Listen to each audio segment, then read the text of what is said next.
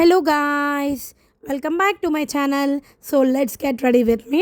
So ఇప్పుడైతే నేను బయటకు వెళ్తున్నాను. సో నేనైతే కాట్ సెట్ అయితే వేసుకుంటున్నాను ఇప్పుడు.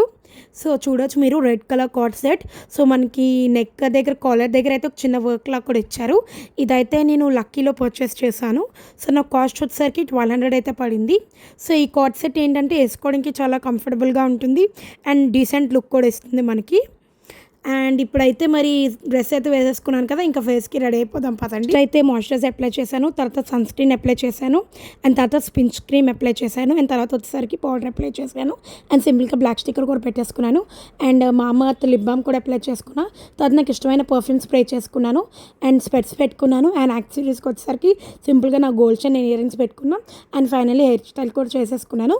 ఇదే నా ఫైనల్ అవుట్పుట్. ఎలా అనిపించింది, ఎలా రెడీ అయ్యానో మీకు కామెంట్ బాక్స్లో కామెంట్ చేయండి. సబ్స్క్రైబ్. Bye bye.